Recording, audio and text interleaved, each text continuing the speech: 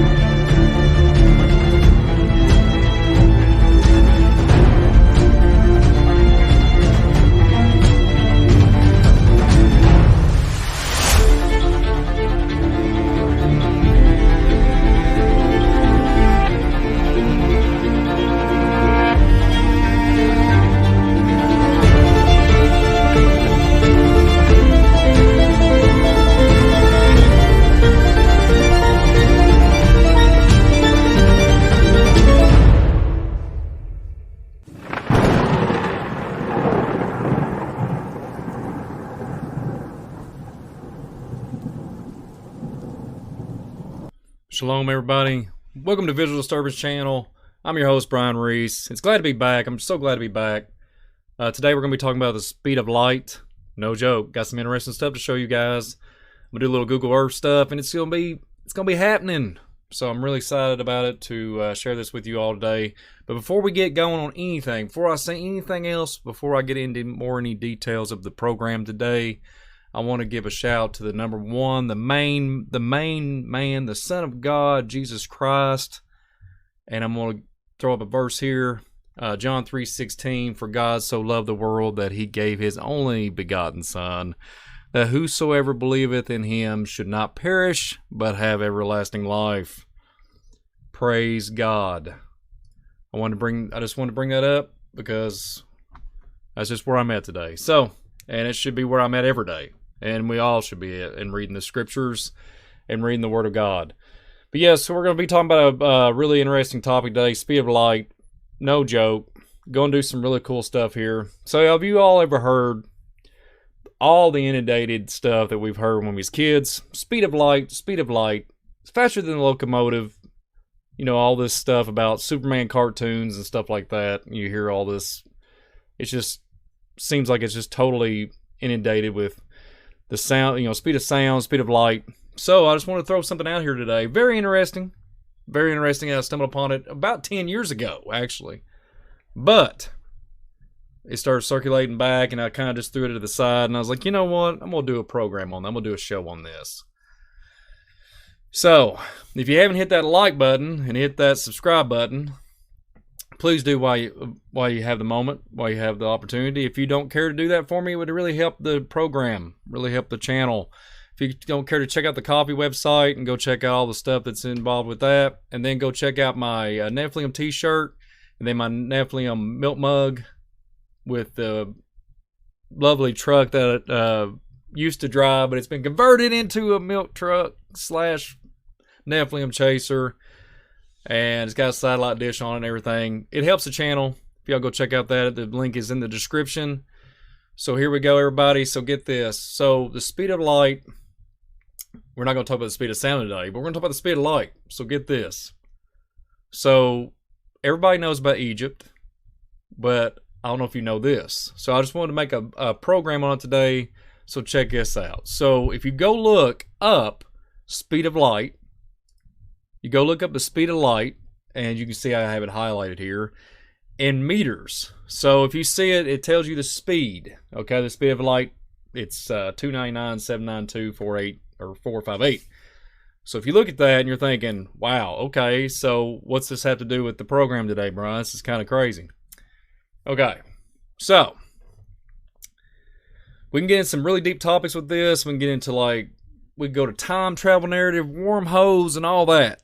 But before I jump the gun, let me explain what I'm trying to explain here today on the program. So we have the speed of light, and if I take and add an N on it, so make it north, and then I go and I have to take the other coordinates, I place these concordinates. I use the same number that you see on the screen here with the speed of light, the 299,792,458. And it's meters, okay? So we're talking about the speed of light, literally miles per hour, all this stuff, but it's in meters.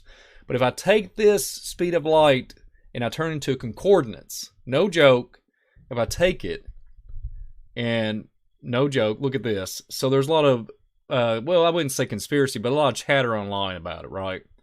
So check this out. If you do like the concordinates of like the Great Pyramids of Giza, okay? So this one article here is talking about location. It's a spooky. Is it a coincidence? Okay, so I take what I was showing you a minute ago, the 299,782 or 792,458, and then I add the north for actually, you know, coordinates. Okay, so we do that. So we add that. And then we add the other, I'll show you one second. One thing I want to mention too, because we're getting ready to show some other stuff here too, but I want to mention this. Let me see if I can pop it up here. One moment. All right, so there we go. Let's see. One moment.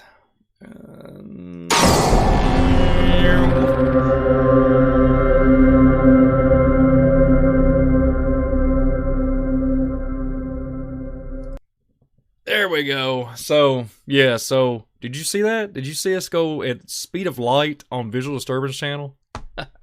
That's me being goofy on here. So, welcome back, everybody. So, get this. So, if I take the concordance, as you can see in the corner here, and you take the 299,792, and then I obviously have to have the 31.1342. You can't see that on the screen, but I'll pull it up on the, I'll show you like a diagram.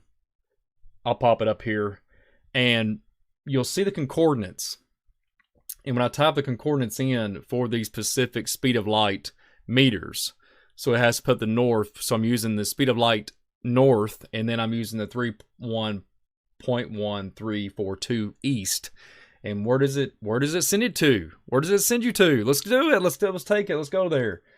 So, no joke, we're going to go to a place that is well known around all academia and everywhere. As we can zoom in here, no joke, everybody. Welcome to Visual Disturbance. And here we are on top of the pyramids of Giza. Okay, so we can go into a whole narrative, and I can go on a part 2 of this segment of this video, but this is going to be probably many, many more to come.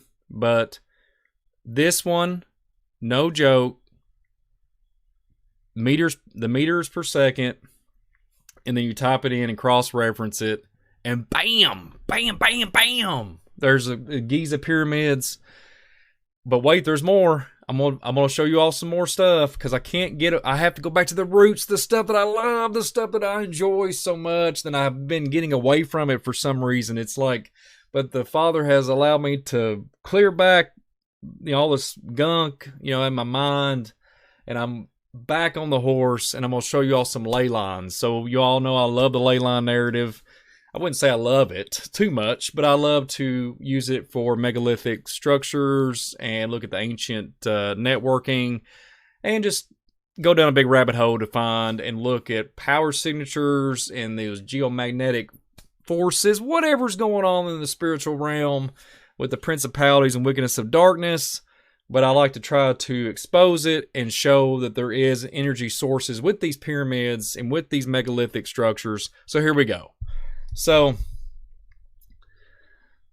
I flipped over the screen there. So, okay, so here we go. So, one thing that's blowing my mind on this is the ley lines. Okay, so if you do ley lines, and we look at the ley line narrative, and we look at how close the ley lines are. So there's a ley line literally where you can see the icon, my hand icon here. It's literally in the backyard of the Giza pyramids. You just can't make this stuff up. I say it all the time on Visual Disturbance channel. But if I take a ruler and I look at it, and I look at the, I just draw a path. One moment, I've got the wrong button here. But if I just take the path and look at it, and you can see the diagram here on the screen. Let me zoom in, make it easier for y'all. All right, here we go. So if I take let's just take the smallest pyramid here. and it's not even a mile. It's not. It's like a half a mile. And, you know, obviously from the one that's further out that has the coordinates tab on it, it's roughly almost, it's close, but it's not even a mile. We have this one ley line, okay? So if you go a little bit further out, there's one that is around 3.5, almost 4 miles from proximity of the Giza pyramids. So what does that tell you all? I think I'm gonna do another video on this to do with these other with the Orion constellations, because if you look and you look at the way this, let me get this off here. So if you look and you see the 3 pyramids here, right? Orion, like the Orion constellations. So we're gonna do another video. We're gonna do another program down the road, and I'm gonna look at China, look at Egypt, and look at Mexico. We're gonna really bring this thing to light, the speed of light. Watch out. And we're just gonna, I mean, it's just gonna be awesome. So I'm really looking forward to it. All kinds of stuff going on. I'm very excited. All kinds of different things in the visual disturbance world. And then there's some bad. But hey, I'm trying to be on the up and up and just trying to be in prayer. But hey, anyways, this whole thing with the megalithic and the ley lines, I'm just totally enjoy it. So I hope y'all understand where I'm coming from. So wait, there was somebody when I seen down in Nashville talking about getting more detail about the ley lines. Okay. I'm going to bring this up real quick. Let's see here. Let's see. All right, let's go back and look at this, for example.